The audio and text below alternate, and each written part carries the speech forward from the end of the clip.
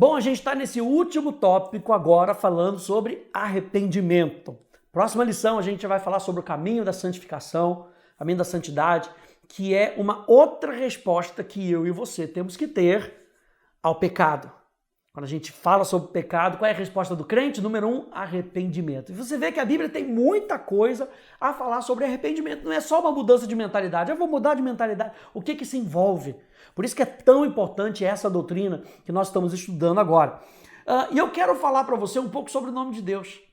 E o nome de Deus é perdão. E é isso que a gente vai falar hoje. Abre comigo no Salmo 32. A gente já chegou a ler um pouquinho desse salmo na última aula. Salmos 32, versículo 1 e versículo 2. Diz assim: Bem-aventurado aquele cuja transgressão é perdoada, cujo pecado é coberto. Bem-aventurado é aquele a quem o Senhor não atribui iniquidade e em cujo espírito não há engano. O que ele está mostrando? Um Deus perdoador. Um Deus que ama perdoar. Gente, Deus não tem prazer quando a pessoa vai para o inferno. Deus não tem prazer quando a pessoa decide voltar as costas para Ele. Deus não tem prazer. Deus tem prazer em perdoar, em ser misericordioso. Salmo 130. Esse é o caráter do nosso Deus. Muitas vezes não é o que o homem procura, mas esse é o caráter do nosso Deus. Salmo 130. Verso 3 e verso 4 diz: Se tu, Senhor, observares iniquidades, quem, Senhor, poderá escapar? Mas contigo está o perdão, para que sejas temido. Lembra que o temor do Senhor é afastar-se do mal. Então, o salmista aqui, ele está falando justamente sobre isso. Com ele está o perdão, mas no nosso coração deve estar o temor. E o temor é valorizar a Deus. Você valoriza aquilo que você ama mais. Você teme e tem respeito aquilo que você ama mais. Então ele está falando justamente sobre isso, um coração que ama a Deus. Então, gente, a vitalidade do nosso relacionamento com o Senhor depende do tratamento eficaz com o pecado na nossa vida. Por que a gente está fazendo uma série como essa, falando sobre arrependimento? Porque a gente precisa tratar do pecado na nossa vida e não passar ele para debaixo do pano como se ele nunca tivesse acontecido e a gente também finge que Deus também não viu o que a gente fez. Então a gente não precisa falar com ele porque Deus sabe, mas Deus sabe e ama ter um relacionamento com você. Deus sabe e ama quando você chega para ele e fala: Senhor, pequei, e ele vai virar para você e fala: eu sei que você pecou, porque Deus sabe. Mas Deus ama deixar a porta aberta para que você tenha um relacionamento com Ele. O nome dele, então, é Yahweh Hesed, o Senhor que perdoa. Onde é que a gente vê isso? Lá em Neemias. Vamos ler esse capítulo de Neemias, que é um capítulo fantástico. Aliás, o livro de Neemias é um livro fantástico, um livro maravilhoso, que fala de restauração, não é verdade? Neemias capítulo 9.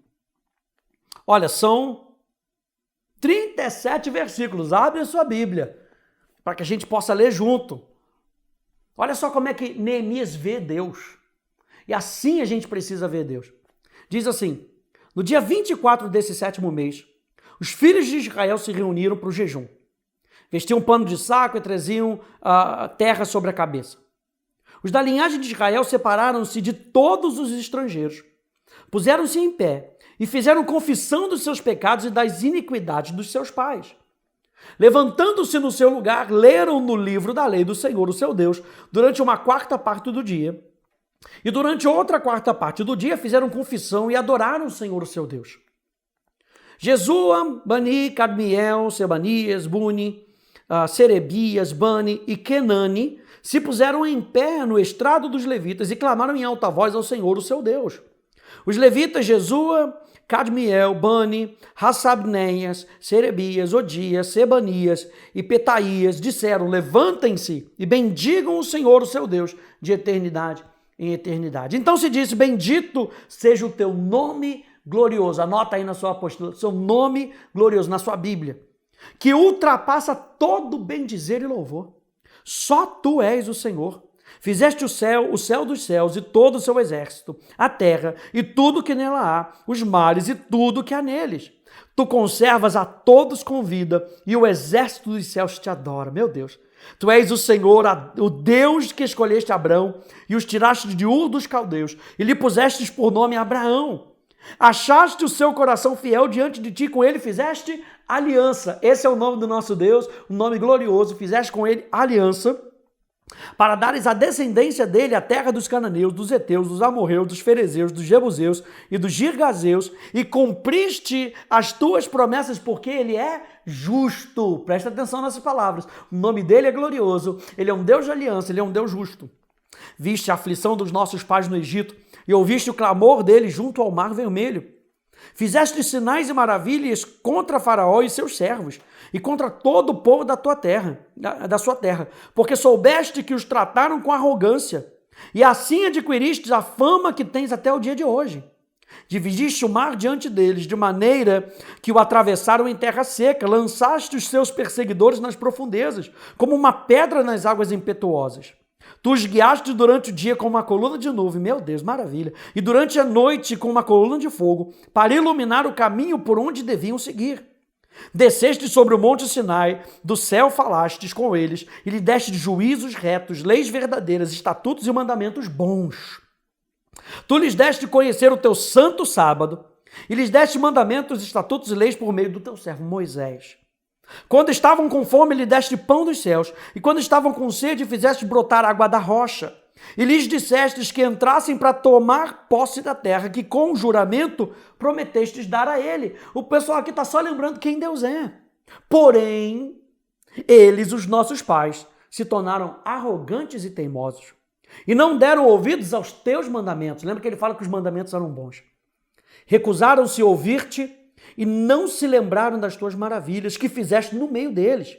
Foram teimosos e na sua rebelião escolheram um chefe com o propósito de voltarem para a sua servidão no Egito. Porém tu, ó Deus perdoador, meu Deus, Yahweh recebe o Deus perdoador, bondoso e compassivo, tardio em irar-se e grande em bondade, tu não os abandonas. Gente, Deus não nos abandona.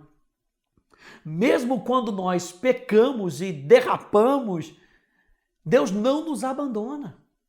A gente vai ver, quando a gente falar sobre apostasia, que muitas vezes nós abandonamos Ele. O que nos pode separar do amor de Deus? Não tem nada que possa nos separar do amor de Deus, mas nós podemos nos separar do amor de Deus. E é isso que ele está falando aqui. Porém, eles, os nossos pais, eles foram arrogantes e eles se separaram. Mas tu permaneceste quem tu és, tu não os abandonaste. Nem mesmo quando fizeram para si um bezerro de metal fundido e disseram, este é o seu Deus que o tirou do Egito, e cometeram grandes blasfêmios. Mas tu, pela multidão das tuas misericórdias, não os abandonastes no deserto. A coluna de nuvem nunca se afastou deles durante o dia para os guiar para o caminho, nem a coluna de fogo durante a noite para iluminar o caminho por onde deviam seguir. E lhes concedeste o teu bom espírito para os ensinar. Não lhe legaste o teu maná para poderem comer. E lhe deste água quando tiveram sede. Durante 40 anos tu os sustentastes no deserto, e nada lhes faltou. As roupas que eles usavam não envelheceram, e os seus pés não ficaram inchados.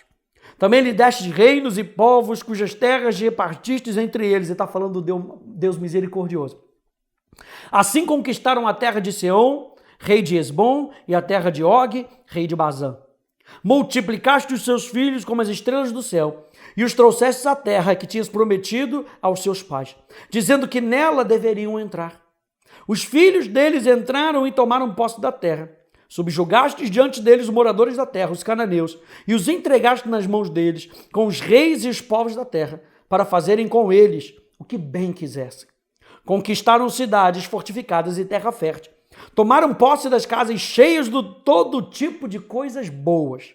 Cisternas cavadas, vinhas e olivais e árvores frutíferas em abundância. Comeram, se fartaram, engordaram e viveram em delícias por tua grande bondade. Ainda assim foram desobedientes e se revoltaram contra ti.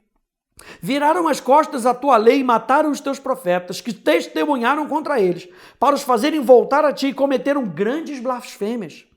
Por isso tu os entregastes nas mãos dos seus inimigos, que os oprimiram.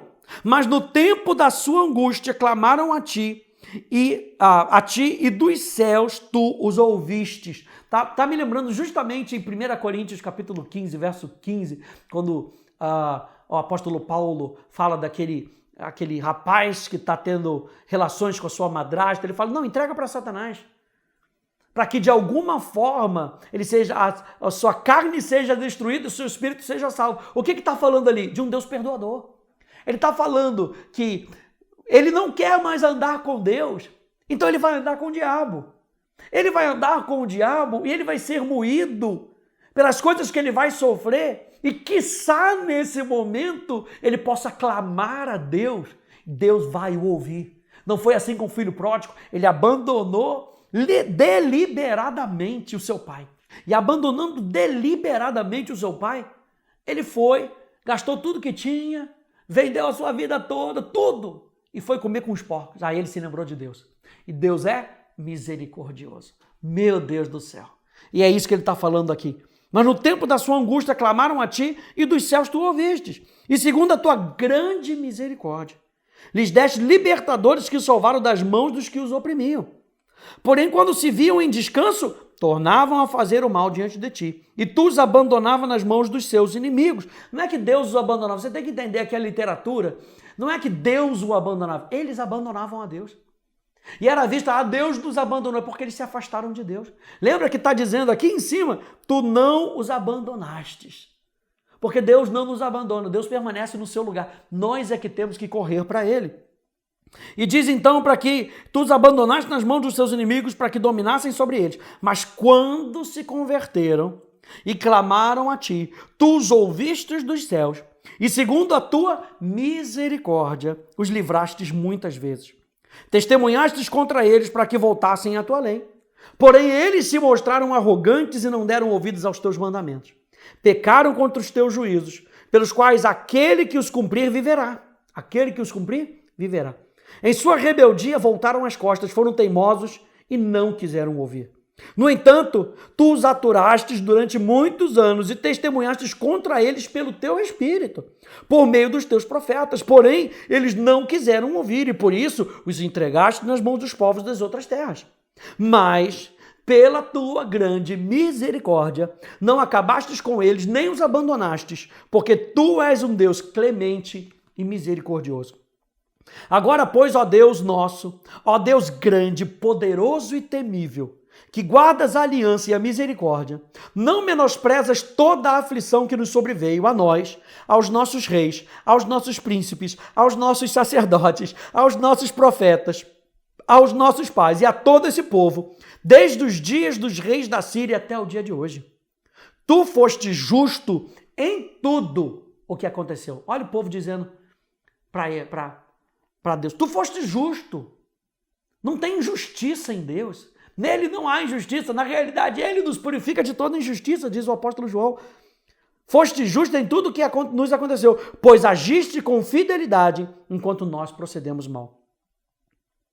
Os nossos reis, os nossos príncipes, os nossos sacerdotes, os nossos pais não guardaram a tua lei, nem deram ouvidos aos mandamentos e aos testemunhos que lhe deste.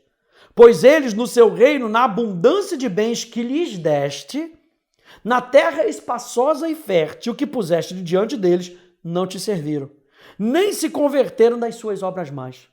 Eis que hoje somos escravos. E até na terra em que deste aos nossos pais, para comerem o seu fruto e o seu bem, eis que somos escravos nela.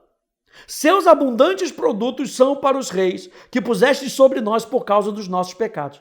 Esses reis dominam sobre nós e sobre o nosso gado. Como bem entendem, nós estamos em grande angústia. O que está sendo escrito aqui, gente? Um Deus misericordioso. Eles terminam esse capítulo aqui lembrando, pecaram de novo, mas eles estão clamando a Deus e por tudo aquilo que eles veem, gente. Lembrando que em todas as situações Deus foi misericordioso. Eles estão clamando por angústia. Na sua angústia, estão clamando pela misericórdia de Deus. O que vocês acham que vai acontecer? E você vê a misericórdia de Deus trazendo o povo de novo para Ele. Então, gente, Deus é justo. E isso sinaliza que Ele não trará o culpado como inocente. A graça de Deus em perdoar os nossos pecados de forma alguma anula a justiça de Deus, que exige a punição pelo pecado que foi cometido. Mas Deus também é misericordioso porque está disposto a perdoar aquele que se arrepende. A gente viu isso nesse texto. E permanece justo quando perdoa misericordiosamente os nossos pecados, porque Cristo se colocou no nosso lugar. Quando a gente lê lá, então, em Tiago capítulo 4, verso 7, diz, mas ele nos dá cada vez mais graça. Por isso diz, Deus resiste aos soberbos, mas dá graça aos humildes. Portanto, sujeitem-se a Deus, mas resistam ao diabo e ele fugirá de vós. A palavra recede, ela vem de uma palavra raiz que significa inclinar a cabeça em cortesia a um igual. E está derivando de uma palavra que tem a ver com aliança. Então é como se Deus colocasse diante de nós e lembrasse da sua aliança ao fazer. Ele mesmo se curvando diante da sua própria aliança. Meu Deus! Deus é um Deus perdoador. Deus se lembra da sua aliança para comigo e contigo. Recede, está envolvendo em si todos os atributos positivos de Deus. Amor, fidelidade à aliança, misericórdia, graça, bondade, lealdade, em suma, atos de devoção e bondade que vão além dos requisitos do dever. O Dr. Will Kynes, ele diz que recede nunca é apenas um sentimento abstrato de boa vontade, mas sempre envolve uma ação prática a favor do outro. E é isso que diz aqui Miqueias, capítulo 7, verso 18 e verso 19, diz, quem é semelhante a ti, ó Deus, que perdoas a iniquidade e te esqueces da transgressão do remanescente da tua herança. O Senhor não retém a sua ira para sempre, porque tem prazer na misericórdia. Ele voltará a ter compaixão de nós. Pisará aos pés as nossas iniquidades e lançará todos os nossos pecados nas profundezas do mar. Então, gente, eu e você podemos nos aproximar de Deus sem medo, trazendo o nosso coração arrependido e humilde para Ele, sem medo, porque Deus é um Deus rico em misericórdia, em perdoar. Por quê? Porque Deus nos ama. Deus nos ama tanto que Ele envia o seu Filho para morrer por nós, porque Ele nos ama. Ele envia não só o seu Filho, mas Ele envia o seu Filho como substituição no nosso lugar, para morrer a nossa morte, para que hoje eu e você pudéssemos experimentar uma nova vida e tivéssemos acesso irrestrito a um Deus que nos ama. Ele é um Deus que nos persegue. Deus sempre enviava os seus profetas. Deus nos deu Jesus, que nos dá a chance de nos arrependermos. A chance de o buscarmos, a chance de nós querermos mais dele, de o amarmos, de o desejarmos. Deus veio pessoalmente na pessoa de Jesus. O Deus santo, que demanda justiça, é o Deus que se alegra, que faz festa quando a gente se volta para Ele. E a gente viu aqui em Miqueias que Ele não tem prazer em executar a sua ira. Ele tem prazer em perdoar pecados. Olha só, Romanos capítulo 5, verso 8, nos lembra, mas Deus prova o seu próprio amor para conosco, pelo fato de Cristo ter morrido por nós, quando ainda éramos pecadores. Gálatas 2:20 nos lembra, logo, já não sou eu quem vive, mas Cristo vive em mim. E esse viver que agora eu tenho na carne, eu vivo pela fé no Filho de Deus, que me amou e se entregou por mim. Efésios 5:2, e vivam em amor, como também Cristo nos amou e se entregou por nós como oferta e sacrifício de aroma agradável a Deus. Então, eu e você, gente, com base nisso que nós lemos em Neemias, em Miqueias, nesses textos do Novo Testamento, a gente deve crer que Deus é justo. E lá no texto de Neemias é falado isso. Sabemos que todo o teu procedimento foi justo. Da maneira como tu agiste, tu és justo. Mas tu também é bom. Deus também é bom. A Escritura ensina que recebemos esse perdão da mesma maneira que recebemos a Jesus como nosso Senhor, pela fé. Como é que nós recebemos o perdão de Deus? Pela fé. Como é que nós recebemos a salvação de Deus? Pela fé. Como é que nós recebemos a cura que Deus tem para nós? Pela fé. Como é que nós nos mantemos no caminho de Deus? Pela fé. Então, gente, a fé é algo primordial, é algo essencial na nossa caminhada com Deus. Então, saber disso, saber que Deus nos perdoa não por causa de qualquer coisa boa, de qualquer virtude que eu e você tenhamos, porque as nossas palavras são eloquentes. Não, é porque Ele está disposto a perdoar aquele que se arrepende. E nele a gente descansa então na obra consumada de Jesus. Vou terminar aqui com Isaías capítulo 54, verso 10 da Bíblia Amplificada, que diz: pois embora as montanhas se afastem e as colinas sejam abaladas ou removidas, ainda assim meu amor e bondade não se afastarão de você, nem a minha aliança de paz e plenitude será removida, diz o Senhor, que tem compaixão de você. Não há ponto de virada na vida de uma pessoa mais importante do que quando ela passa de estar sob a condenação de Deus para desfrutar do seu favor, de estar na estrada para o inferno para se tornar uma herdeira do céu. O perdão dos pecados através da justificação pela fé é o que marca esse ponto de virada. E eu tenho uma série no meu blog chamado Pecado e Redenção, onde eu falo um pouquinho também sobre essa questão do pecado, sobre o que é o pecado, e depois a gente entra falando sobre o que é a justificação, os benefícios da justificação. Dá uma olhadinha lá, depois que você talvez terminar essa série, dá uma olhadinha lá para que você veja como Deus te vê e como Deus lida com essa questão do pecado na nossa vida, tá bom? Que Deus te abençoe, a gente se vê na próxima aula. Tchau, tchau.